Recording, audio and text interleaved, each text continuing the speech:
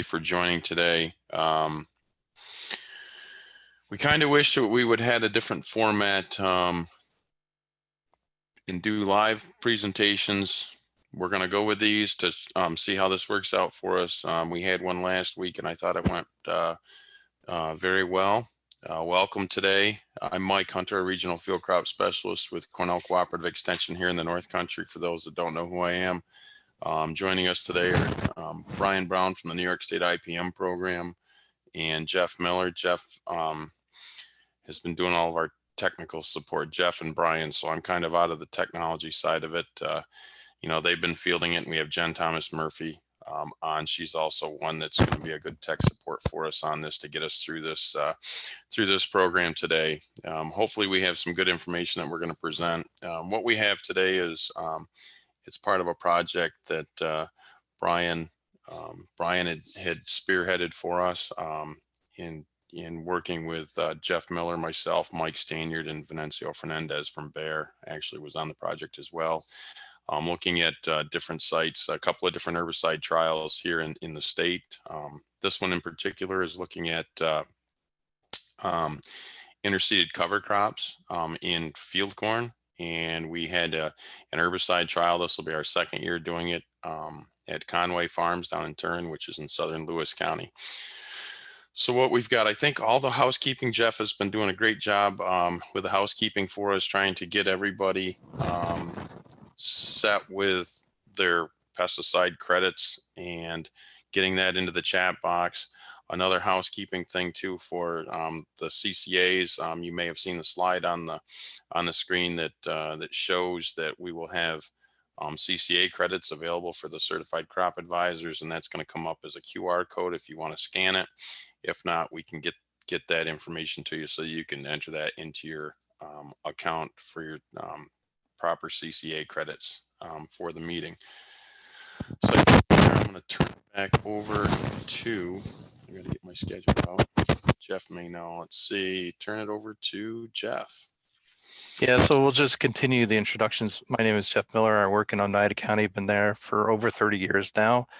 Definitely a believer in cover crops and no-till. I see that John Kemmerman's on the phone call today, and I think he probably can give you quite a lot of information about both those things since he's been doing that for quite some time. I will do a quick and dirty slide on just general cover cropping to get us started. If you have not, used this technology before, if you bring your cursor to the bottom of the page, you'll see that chat box. At any time, if you have a question, just click on it, and in that same spot that you put your number before, the type message here, just type in your question there, and one of the three of us is going to be looking at that, and then we'll be able to offer some responses to that. Also, if you clicked on participants, you would see that you'd be able to wave your hand if you want. And we do have the ability, not to say that we've ever done this, but we could probably unmute you and allow you to ask your question verbally. We will be asking a poll questions at the end of this program, asking for your responses. So with that, I'm gonna share my screen again.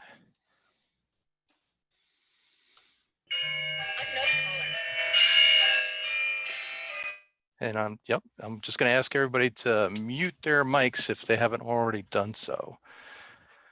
So we're here to talk about cover cropping, kind of a specific one, intercropping. And would you know, right away, we're going to get into something else. Okay. So when people talk about cover crops, they talk about the services that they provide to you, the farmer, and to your land. And you know already that there are things like preventing soil erosion, building organic matter, controlling weeds, and maybe reducing soil compaction. Those are just four of the many things that cover crops can do for us.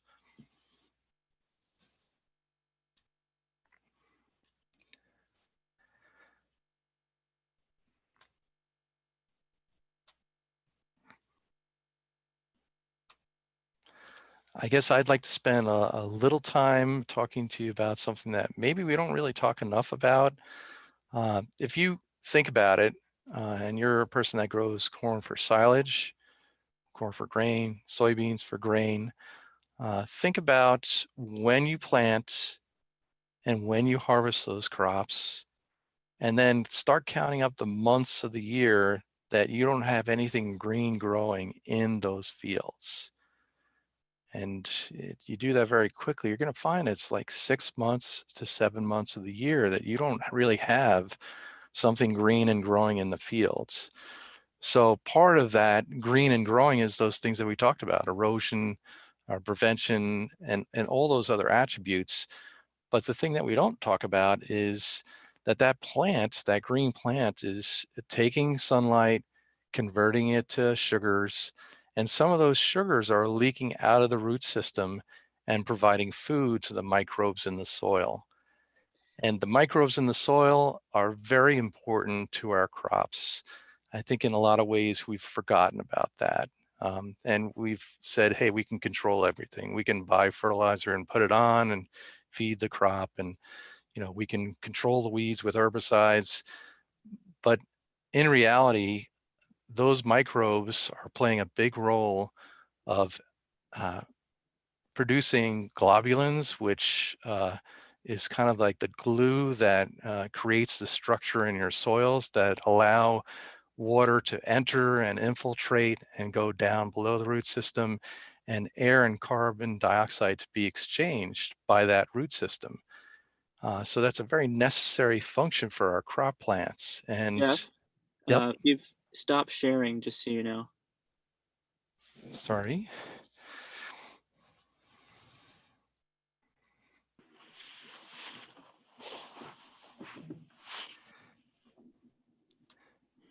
Okay, we'll try this again.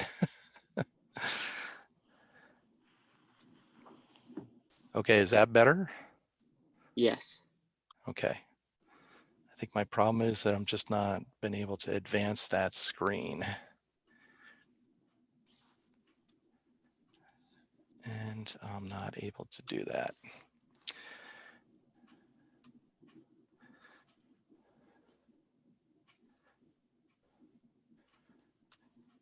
Sorry, folks.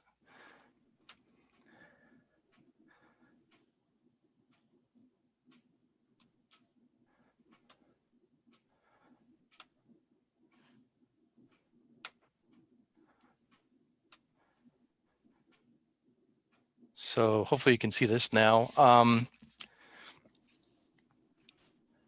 So those cover crops do provide that vital function and can have living growing plants feeding those microbes for many more months of the year than we're currently doing in a cropping system without cover crops. I will say that back to the services, there are very different species out there that provide very different functions. So some cover crops you may employ to actually trap some of the nitrogen that's left over from a previous crop, and to do those other things like weed prevention and erosion prevention. If you're looking at crops that can build up nitrogen in the soil, maybe you're going to select from a group of legumes to do that. If you've had low organic matter and row cropping for many years and you have surface compaction, maybe pick something from the brassica group to help you out to reduce that compaction. So there's a bunch of different cover crops out there.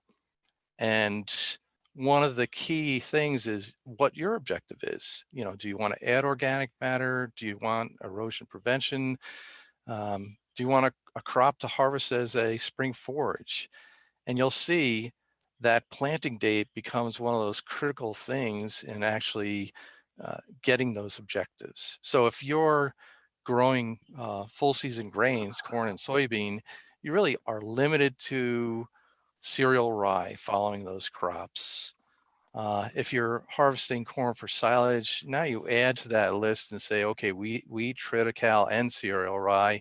And maybe if you're going to take some risks, any of those cover crops that are plant or suggested planting on August 1st, maybe take some risks and and plant one of those as well.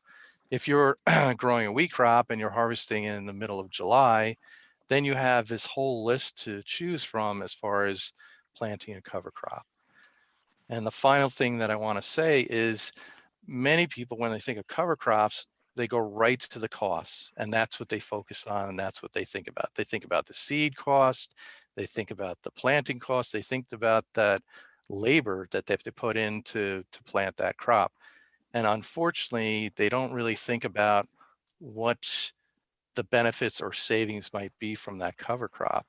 And John Kerman, this is many years ago, was quoted as saying that once he employed no-till and cover crops, that he was saving roughly 24 bucks an acre from making those changes in practices. And Dave Magos, who is up near Mike Hunter, said that he was basically earning $62 an acre from switching from conventional to no-till with cover crops. So with that, I'm gonna stop sharing and turn the program over to Brian. Great, thanks, Jeff. Good introduction on cover crops. And now I'm going to actually share a bit of an intro to interseeding. It's actually from Penn State. It's kind of out in front on this. And then we'll get into our actual trials here in New York in about 5 minutes. So I'll play the video from Penn State first. And share that.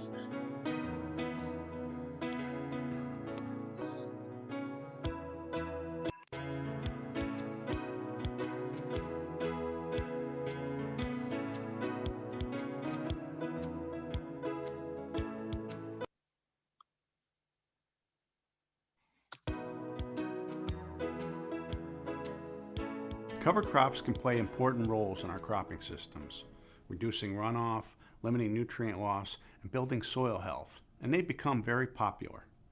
But cover cropping is often difficult when crops like corn for grain or soybeans are not harvested until late October or November. For these fields, the opportunity for cover cropping has been limited in the past. Attempts to broadcast seeding standing crops in our region has had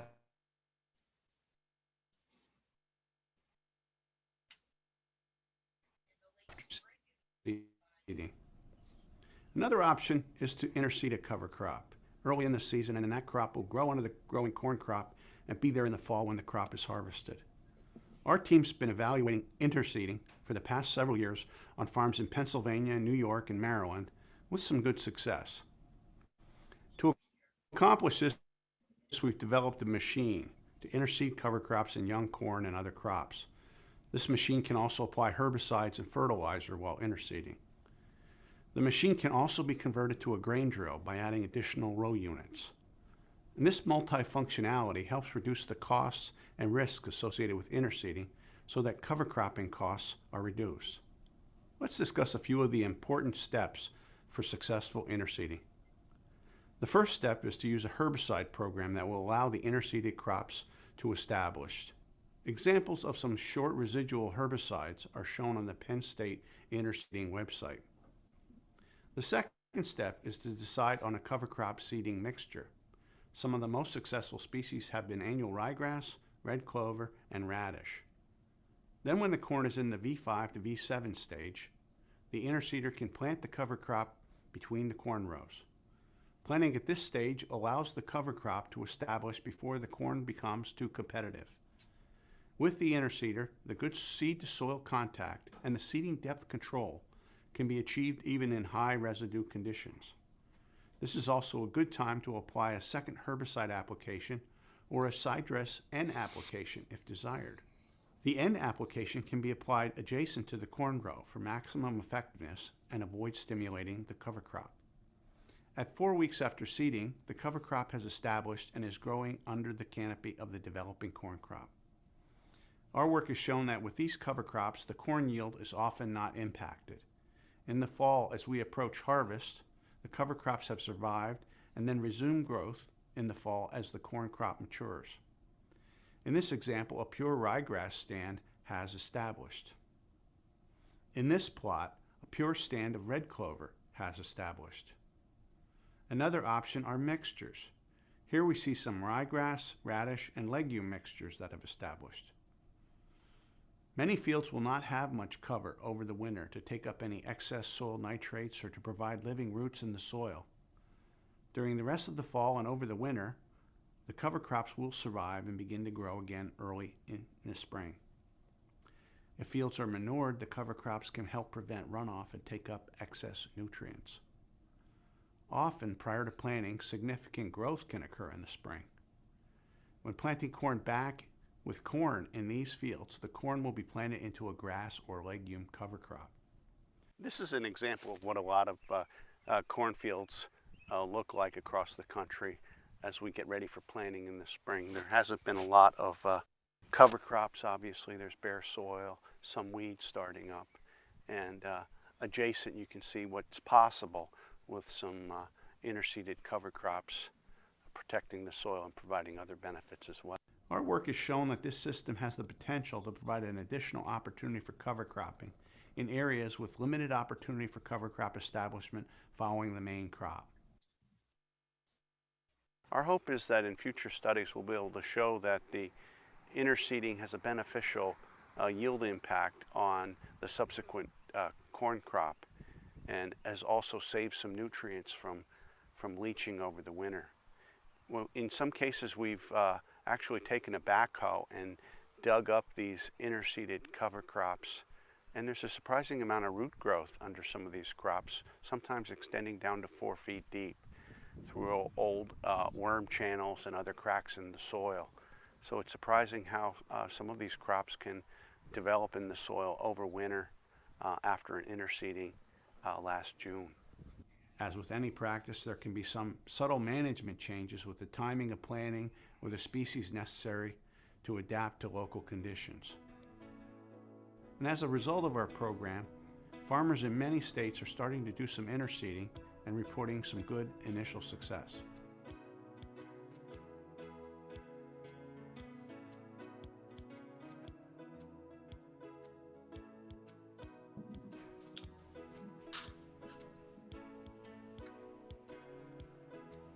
Okay, so that was from Penn State, giving us a little primer on interseeding. And now we're going to zoom over to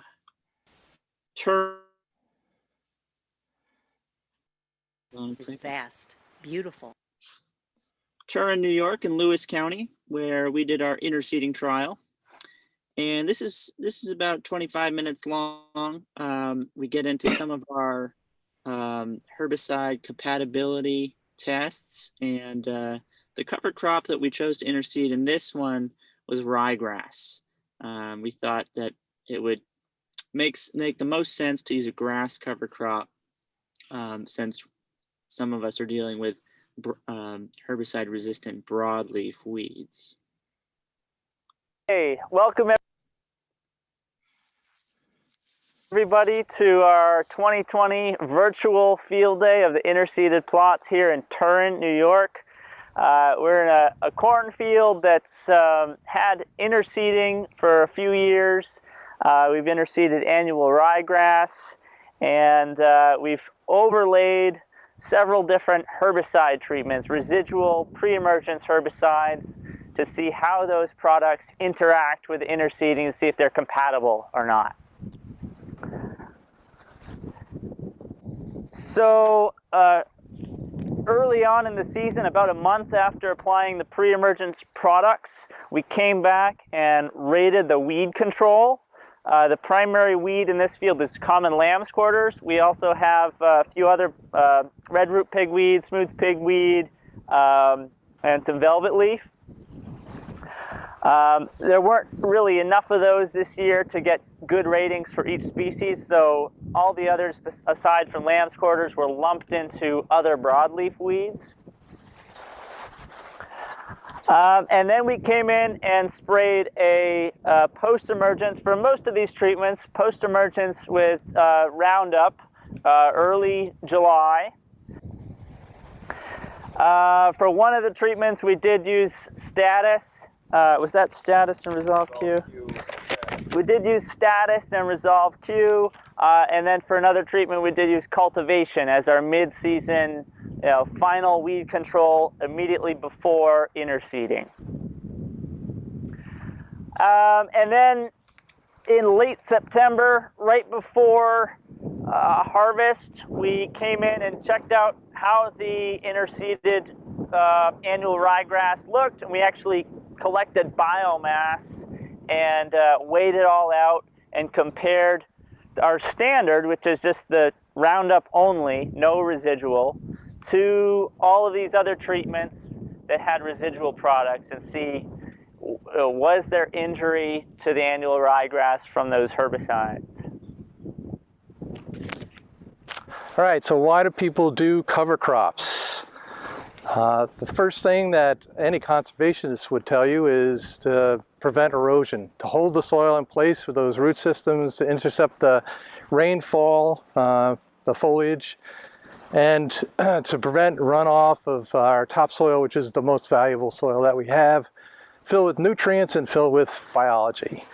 Other growers might say weed prevention, because this cover crop will compete with any weed seeds that are trying to germinate this time of year and effectively neutralize them and outcompete them.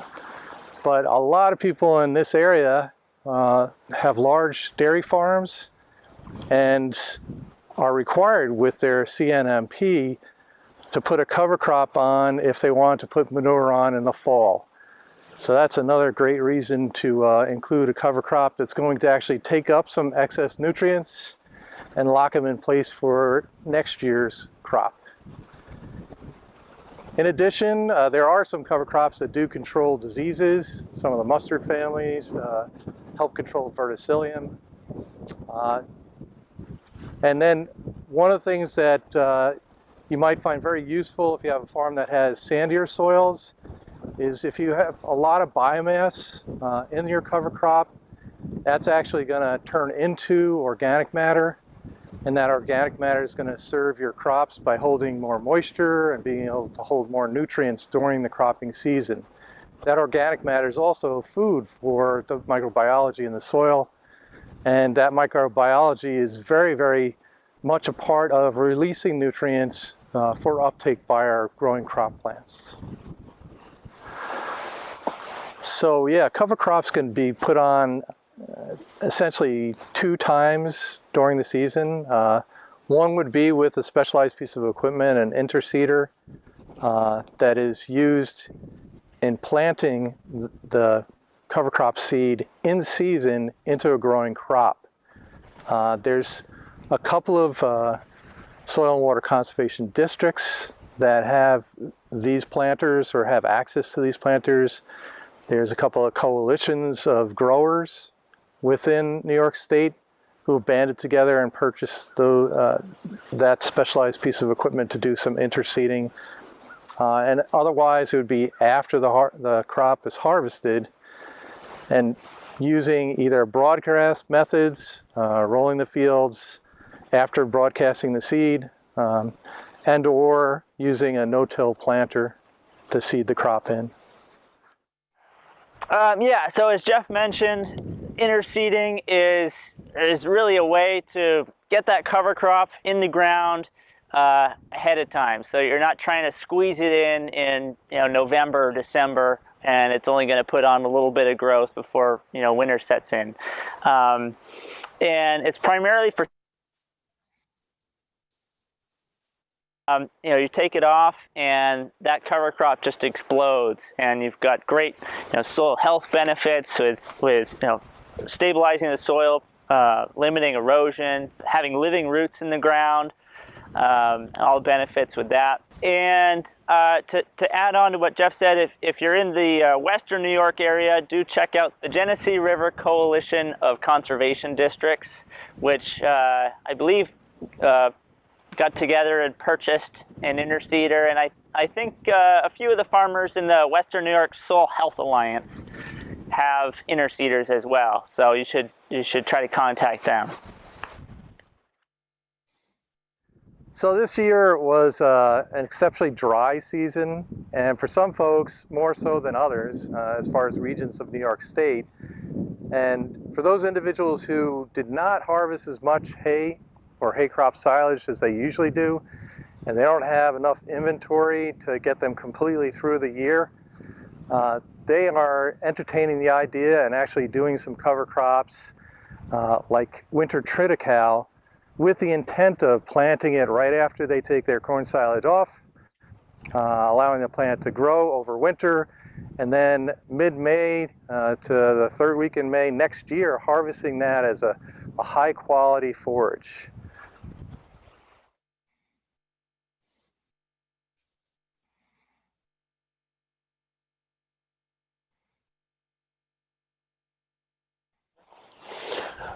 All right, so we're in the corn herbicide interseeder trial that we have here at Conway Farm in Turin. What we have, we're standing in the plots. We're going to go through the individual treatments now of what we did. So we had corn planted on June 1st. Our pre-herbicide treatments were made on June 2nd. Our post treatments were made on July 1st. And the interseeding was done with the annual ryegrass on July 6th. So our post-treatments made on July 1st, what that was is the treatments are made with different, we had 3 different treatments for our post-treatments that we used. The main treatment was just Roundup Powermax alone. And then we also had a conventional treatment in there of the Resolve Q status mix. And then we had row cultivation as well as one of our post treatments. And the post again was put on just before the interseeding. And this is what would be a standard practice for anybody using down a short residual or a reduced rate of a pre-herbicide. And then we come back in with a post again just before planting of the annual ryegrass. So right here we're standing in our the first treatment, and this is one that was did not receive any pre on this particular treatment that we're looking at. It received just the 22 ounces of Roundup Powermax on July 1st as our post. So this will be a total post treatment followed by interseeded annual ryegrass on July 6th.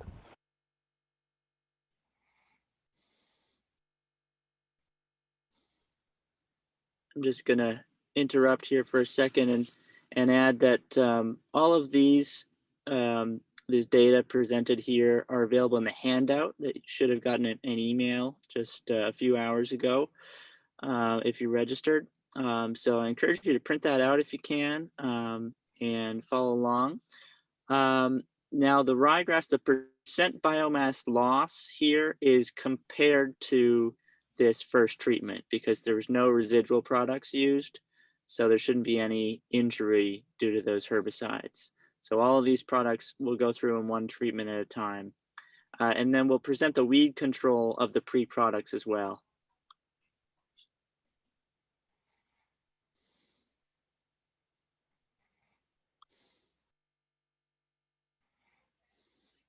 Okay, so this is our untreated check we have here.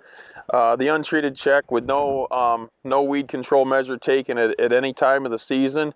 You can see the remnants of what happens to a field when we have no cultivation and or herbicide treatment made. Just a plethora of weeds that came in.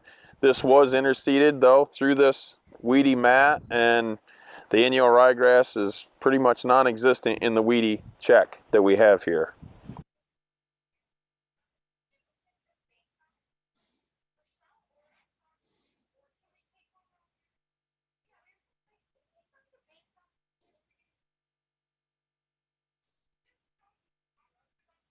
Okay, so yeah, so we're this treatment that I'm standing in right now. This is our treatment of 2 pints of atrazine that was used. 2 pints of atrazine. We had 40%. Our pre-control of the lamb's quarter was 40% control.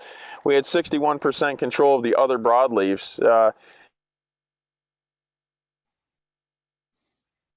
Treatments that we had, the 2-pint rate of atrazine actually did a lot better with 88% control of our lamb's quarter here. We do have trizine resistant lamb's quarter in northern New York, but with 88% control last year, we can kind of rule out that we had a trizine resistant population possibly in this field. The other thing too that was interesting with this was the biomass reduction with the atrazine. In both 2019 and 2020, the biomass reduction of the annual ryegrass was very low. We had 8% reduction in 2019 and only 2% reduction in 2020 with the atrazine. You know, some of the things that may have contributed to that, where we had less losses of the annual ryegrass, or less than we would have expected with an atrazine treatment as our pre, is basically in 2019 we had ample rainfall. We had 2.58 inches of rain within 9 days after the treatment in 2019.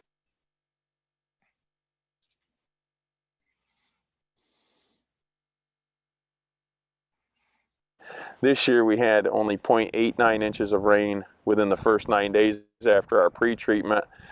We do have a little bit finer textured soils that we're dealing with here. Also, we also have very high organic matter that we have in this. So maybe that was some of the things that could have buffered some of that and minimized the injury that we did not see with the 2-pint rate of atrazine on the annual ryegrass.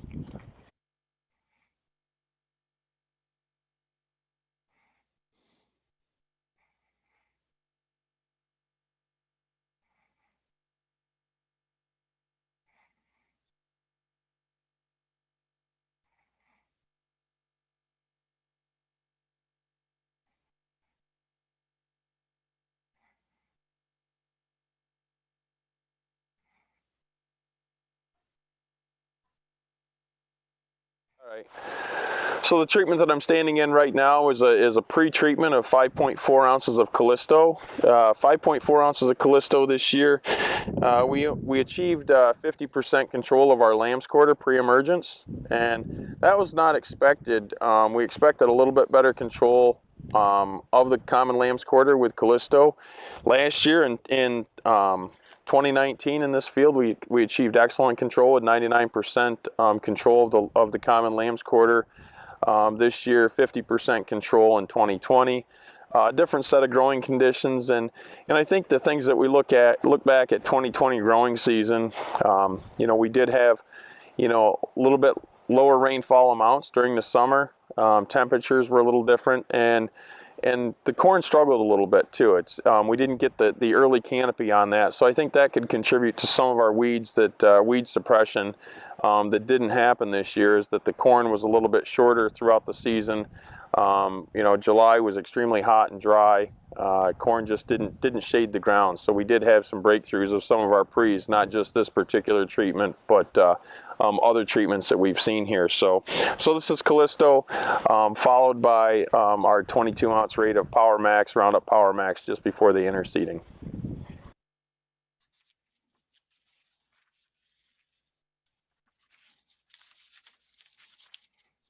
Once again, this is percent control, these numbers here.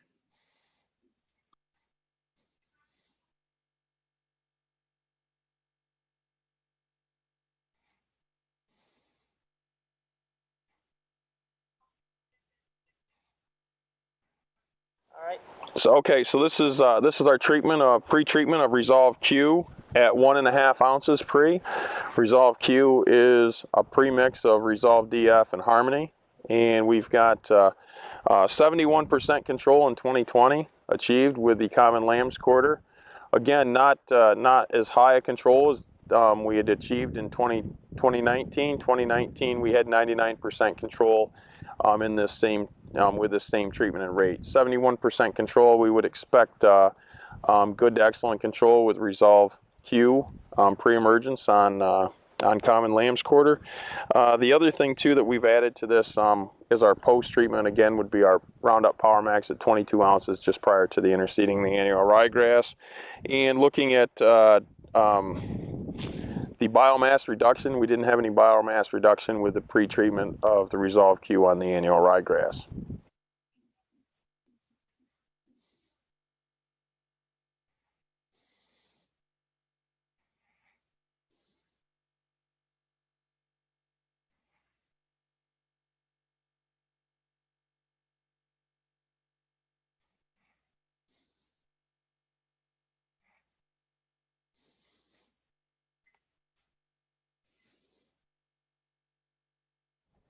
Okay, so this treatment we're standing in here looks like we almost missed putting in the interseeded annual ryegrass in this one, because there's almost no annual ryegrass that remains at this time of year. This was our Dual 2 Magnum at 1.67 pints per acre, applied pre-emergence, followed by 22 ounces of Roundup Power Max just before planting the annual ryegrass. So Dual 2 Magnum is our Group 15 herbicide. It's primarily known for its strength and annual grass control in corn and soybeans. And so you can see that Dual 2 Magnum did an extremely good job at controlling annual ryegrass like we would expect it to do. And we had 72% reduction in the annual ryegrass biomass as when compared to our standard treatment in the trial this year, and that would be similar to last year. Last year in 2019, there was a 79% reduction with the Dual 2 Magnum reduction of the biomass of the annual ryegrass.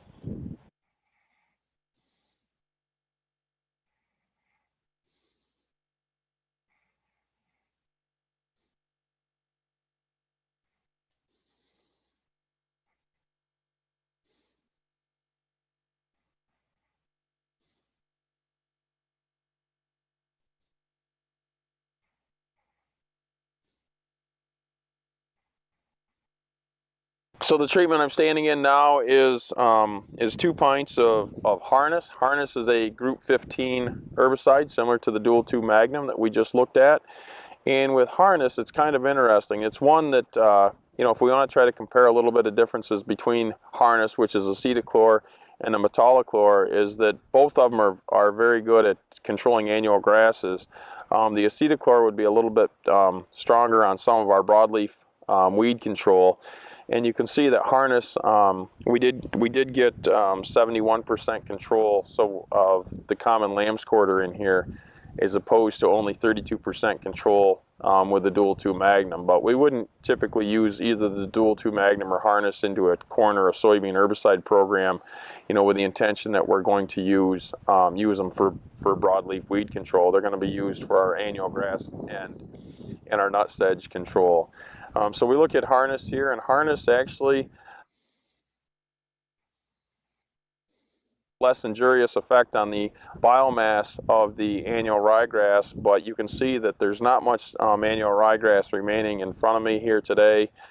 We had 74% reduction of our annual ryegrass with the acetochlor treatment that we used, and it was a little bit surprising because in contrast to 2019, in 2019 the acetochlor treatment that we used that would be similar to our Harness treatment this year, we only had 19% reduction in the reduction of the annual ryegrass biomass. Last year, the comparison, looking back at the Dual 2 Magnum treatment, we had 72% reduction in biomass in 2020 and 79%. So the Dual 2 Magnum was very consistent at controlling the, if we want to consider it a control, controlling or injuring the annual ryegrass, which we would expect it to do. So we had that. Again, this was a little bit more of a wild card for us. Again, different growing season. May have been a rainfall issue. Not exactly sure, why we had such high take out of the annual ryegrass, and we didn't last year.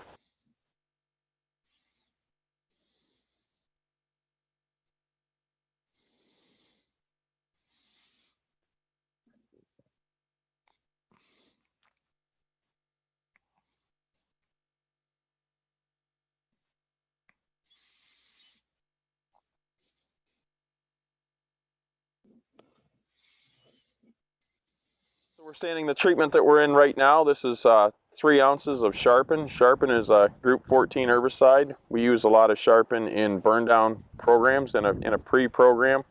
It does have a rate dependent. It's going to have a residual that it'll bring to the table for us. We're using 3 ounce rate, which would be the high rate of Sharpen used as a pre. The Sharpen did very well at controlling the common lamb's quarter last year. We had 100% control. Correct that, 99% control last year in 2019. 2020, we had 74% control of the common lamb's quarter in this trial with 3-ounce sharpened, followed by our conventional treatment, post-treatment, and that included a 1.25 ounce rate of Resolve Q, followed or tank mixed rather with 3-ounce rate of Status. Status is a group 4 herbicide, similar to our dicambas and our 2,4-Ds in that same herbicide group.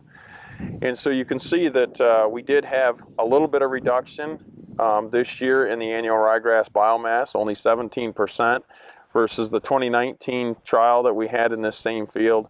We did have 49% reduction in the annual grass biomass with this same treatment of Sharpen at 3 ounces pre, followed by a post-treatment of Resolve Q and Status.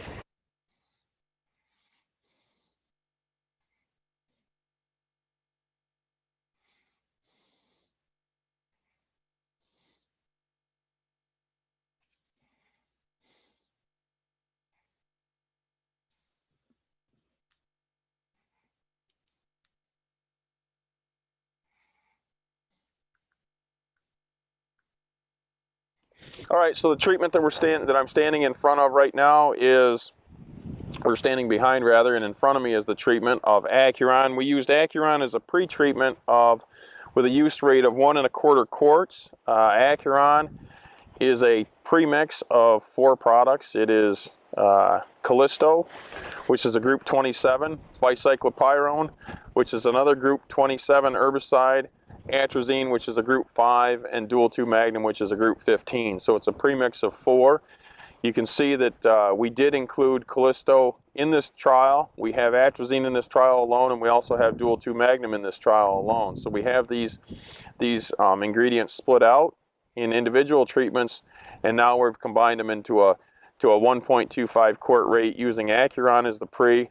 The Acuron rate at 1.25 would be a very reduced rate, standard rate that we use in more systems. By itself, we would up that rate to about 3 quarts of Acuron. So with a reduced rate, we still had pretty decent control this year at 69% in this particular treatment that we're in with the Acuron at that reduced rate. Last year, we had very good control. We had 100% control with that same reduced rate of Acuron on the common lamb's quarter. We also took 22 ounces of Roundup Power Max, and that was our post-treatment in this one, just prior to the interseeding of the annual ryegrass. And then also for our the injury to the annual ryegrass that we had is we still had pretty high incidence of biomass reduction with the annual ryegrass. We had 63% reduction of the annual ryegrass with the 1.25 quart rate of Acuron used here. So we've got the major component that's taking the annual ryegrass down in that premix would be the dual 2 magnum. So the reduced rate of our dual 2 magnum again brought us down to 63% biomass reduction, where the dual 2 magnum at the higher rate alone at the 1.67 pints, we had 72% reduction of the annual ryegrass.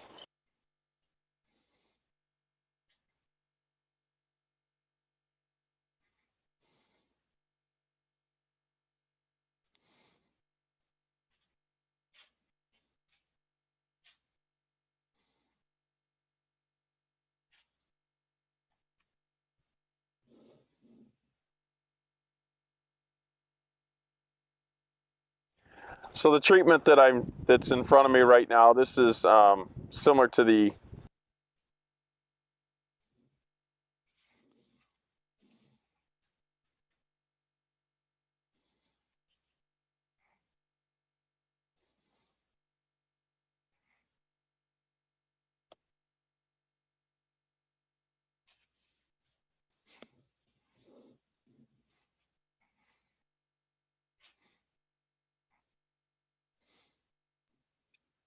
Sorry, folks, getting some buffering going on. I'll try pausing it and starting.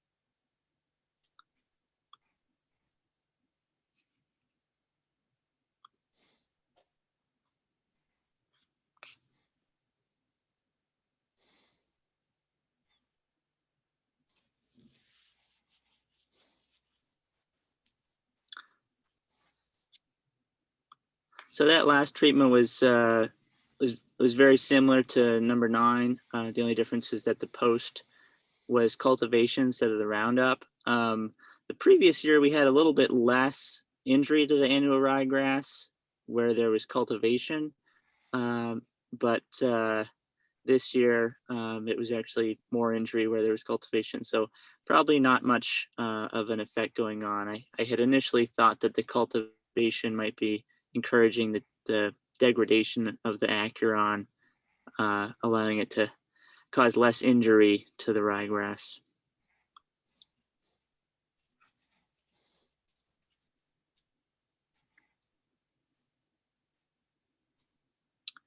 We had some big differences between 2019 and 2020 in terms of the annual ryegrass biomass there. 485 pounds per acre in October to 60 something. Mm-hmm. And I think the main difference there was probably the growing degree days from planting the corn to interseeding. In 2020, we only had 549 versus in 2019, sorry. In 2020, we had 655. So the corn got a lot more growing degree days, a lot more heat units. Corn was taller. And so I think that kind of limited the establishment success of the ryegrass.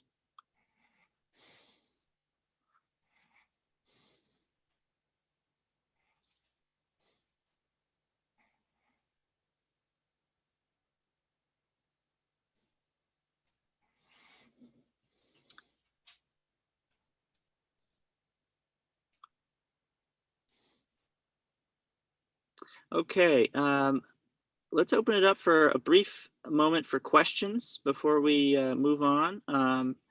Any questions on what we presented there? Any comments, especially if anyone's trying or has tried interseeding in the past or is thinking about trying it? Either type into the chat, which I'll be monitoring, or you can raise your hand on the participants panel and we'll unmute you. Josh Putman raises a good point. On the atrazine, it Mike said two pints, but the text said 4 pints, and it was actually the 4 pints. Mike's getting a little bit older, but we won't hold it against him. The way I say it is believe everything you read online. Don't believe anything I say. That's the way it works, Josh. So that was a mistake. I get to that, and I don't like the 4 pints that we use in verbally with it. For atrazine, I automatically go to just quarts when I talk atrazine, and I meant to say 2 quarts, and it kept saying 2 pints. So good catch for everybody on that one. Okay, so there's a question from Tom. Any practice with broadcast interseeding versus the drilled? And I think probably Jeff could speak to that. Yeah, so Tom, just this past year, I was approached by a local farmer who wanted to try planting corn into 60-inch rows. So we planted 4.5 acres to 60-inch row space corn. And long story short, we did 3 different treatments: 10 pounds of red clover seed, broadcast and tilled in, a mixture of red clover, ryegrass, and turnips, also spun on but not incorporated, and then cowpeas planted a little bit later, spun on and not incorporated. And the first red clover that was tilled in, it was tilled in too deep, and so we definitely had problems with germination there. We had reasonable germination of the other 2 mixes that were broadcast on top. It would have been ideal if we actually had some sort of a roller to actually get better soil seed contact, but we didn't have that kind of device on the farm. And I will say, in this particular case, we applied Roundup on June 12th, and we did the intercropping 3 days later. And if you saw the rain charts, you would see that we had no rain or 1/10 of an inch of rain the week before, and then maybe 1/10 of an inch for the next 10 days afterwards. So that was kind of challenging to get that intercrop started. We had an awful lot of Gallensoga that did volunteer, so we had a weed patch through most of the area. So I see on the chat box that there's a couple, one on the cost treatment. I'll let Brian answer that one. Yeah, there we go. So yeah, and I think we looked at the cost last year, and I'll try to find that and put that into the chat, a link to that online. Okay. So I'll get right on that. Yeah. And then the other question is why we're looking at a pre-program. And yeah, that does relate to glyphosate resistance in that, you know, we want to have as many tools in the toolbox as possible. And in our other trials with water hemp, which is glyphosate resistant, we wanted to, you know, it looks like the most successful programs involve a pre. And so we wanted to see if a lot of those pre's are compatible with interseeding. And that's actually a good segue, Mike, if you want to talk a little bit about, you know, say you do have resistant weeds, so, you know, glyphosate resistant weeds, can you interseed? Are there other options besides glyphosate that you could add to the mix? And would those injure the annual ryegrass for post? Yeah. So I have a question. Is my mic okay, Brian? Yeah. Okay. Yeah. Because I've got a short mic, I believe. So anyway, so I'll try to answer that. So the other thing too with the pre, you know, to use with the interseeding is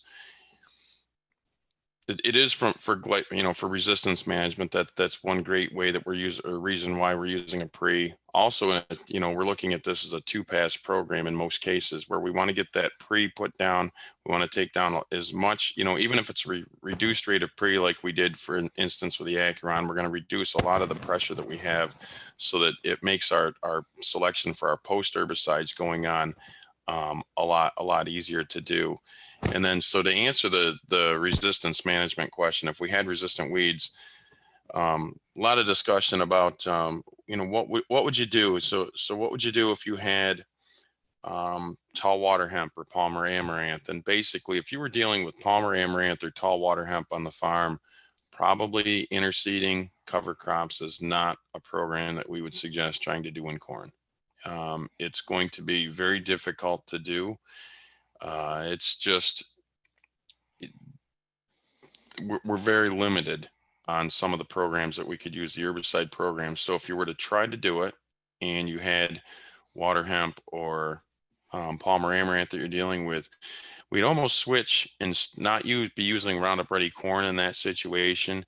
We'd be looking at a Liberty Link situation where you're looking at Liberty to use. So we could use Liberty as our post just before planting the annual ryegrass. And then also with that, you're going to want to put down, you know, we're going to also need, basically, we want something else with it. If you were to use, if it was a Roundup Ready situation, we could be looking at a mixing Buctro with it possibly for control, or Resource. And both of those would be, you know, maybe not the best choices, but it's about all we're going to have if we're dealing with Roundup Ready, Palmer amaranth or tall water hemp. So probably, again, going back to the original thought would be, I don't know if I'd be doing interseeded cover crops if I were dealing with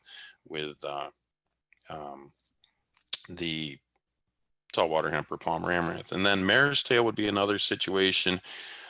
Basically, if we had mare's tail in the situation, we have a lot of resistant mare's tail, and we also have a lot of suspected multiple resistant mare's tail in the state now, resistant to both the group 2s and group 9. So that would be our ALS plus our Roundup or glyphosates. So in those situations, if I had multiple resistant mare's tail coming in, and that was present prior to, if it got through our pre that we put down, if we didn't have a pre, and then it's just before our post treatment, before we seeded the annual ryegrass, you're looking again at probably just a Liberty Link situation where we would switch and we would have Liberty corn, you know, in that situation.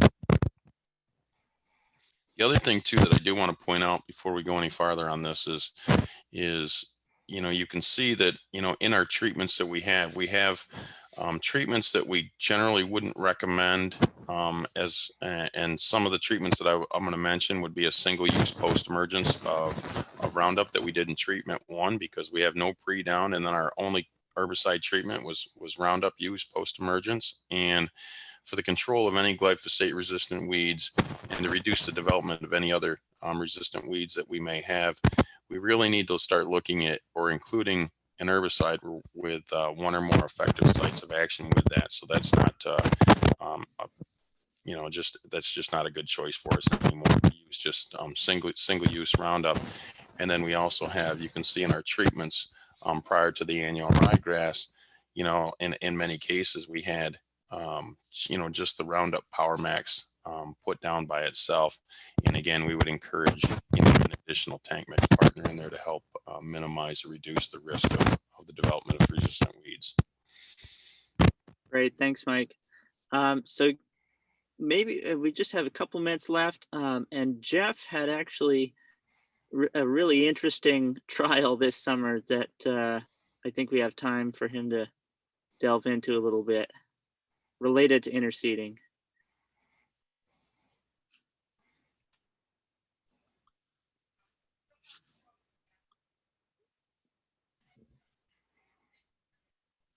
Jeff, you there? I am, and I'm sorry, I'm just trying to queue it up. Can you see that now, Yep. Brian? Yeah, so I was approached by a local grower who has read some of the articles out of the Midwest, Steinledge and Practical Farmers of Iowa, where they've tried 60-inch row spacing on corn harvested as grain, and he wanted to try that for silage harvest. So we planted about 4.5 out of 15 acres in a field at 60-inch row spacing, and the rest was at 30-inch row spacing. Did that on May 14th. Use a 97-day BMR hybrid for the 60-inch row spacing and dropped 50,500 seeds in those 60-inch rows. So picture having that to get the drop per acre, so 25,250. The rest of the field was dropped at 32,000, which was his normal rate into 30-inch row spacing.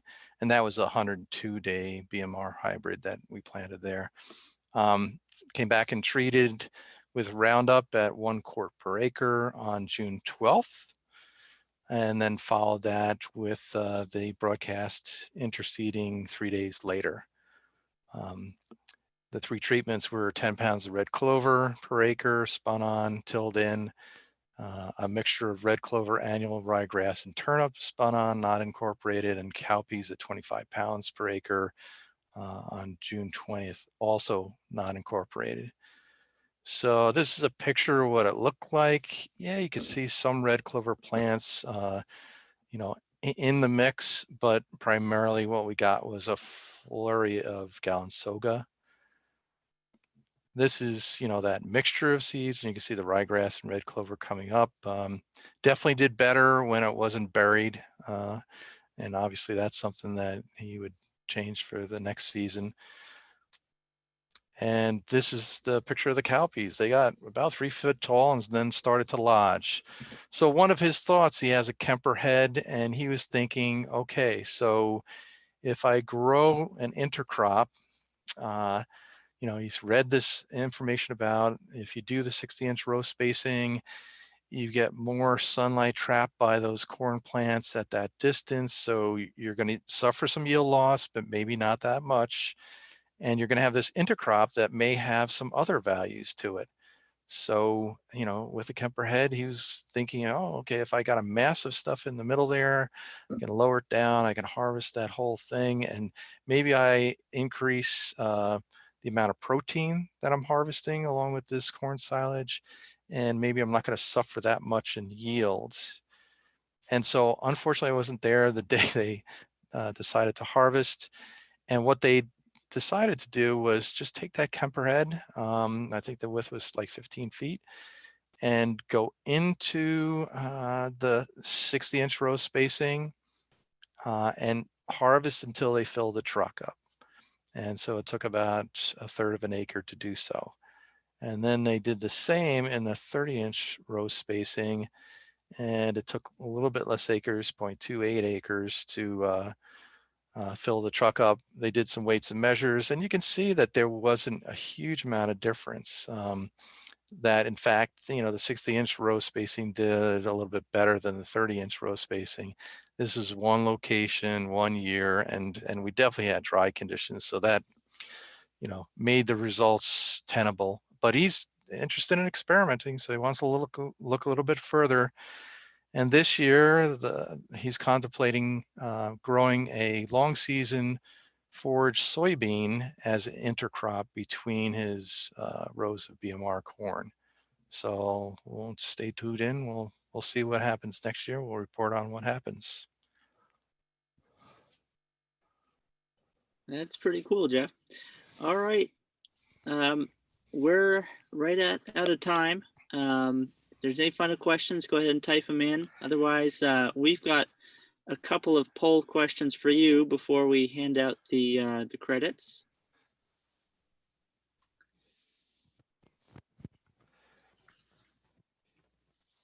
And we've asked this one a few times with different presentations we made for the grant, but definitely helps us to know what folks are interested in.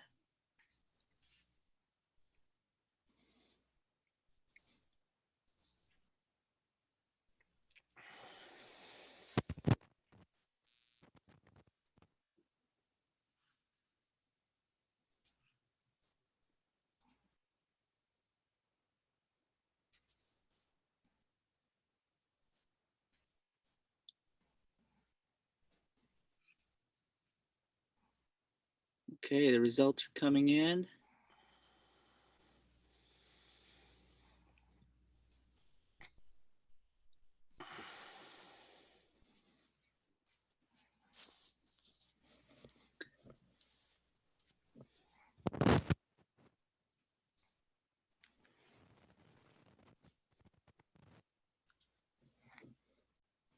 And it looks like we've got a lot of interest in interseeded cover crops, so that's great.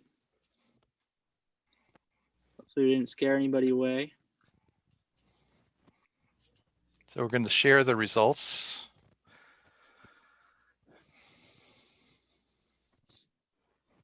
All right. And you have one more question or two more? Actually, I think that's the only one that I entered there, Okay. Brian. Maybe you want to ask and ask people to raise their hands. Well, that was the main one that I submitted. I don't know if there are others that you were interested in. No, we didn't include any other polling questions. Okay. All right. So just a reminder for those of you that want to earn those New York State DEC credits, to please go down to the chat box, click on it again, enter your full name, first and last, and your certification number into the chat box. Make sure it jumps up to the top of the page so that it's registered. And that is the true record of your attendance here today. That gets passed on to New York State DEC, but we're also going to be sending you a certificate by email to the email address that you shared in the registration.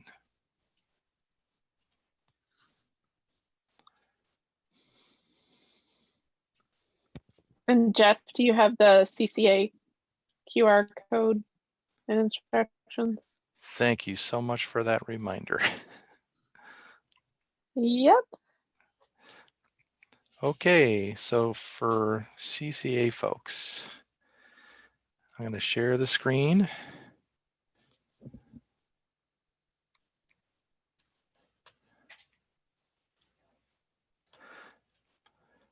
So for those of you that have the ability, a CCA app on your phone, if you open that app now, and then underneath the app, click on the button that says scan, you can scan this first code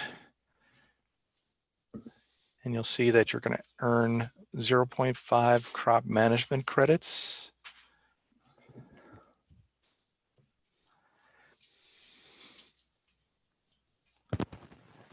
Then I'm going to bring up the second scan code now. And you'll see that you'll earn 1 full credit under pest management by scanning this code.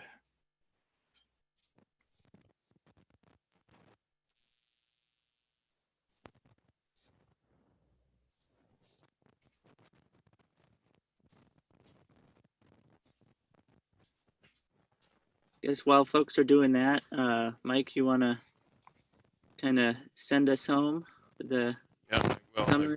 I'm trying to do my technology stuff and I was multitasking here Oh. trying to scan my course code, but I can do that. But thanks everybody for participating in this. I did get confirmation. I did follow up on what they used in that program in that field was just Roundup only. So we've got some homework to do to try to figure out how to incorporate additional sites of action in these fields, especially as we have resistant mare's tail into the North Country now. It's relatively new for us, you know, just last year, and we do have a case of tall water here in the North Country as well. So again, we just have to be mindful of our herbicide effective sites of action in every tank mix.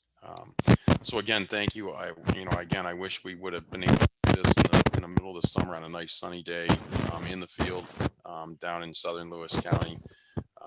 But again, under the current situations that we have, you know, that would be this is what we've got for it. And again, I appreciate everybody's participation here.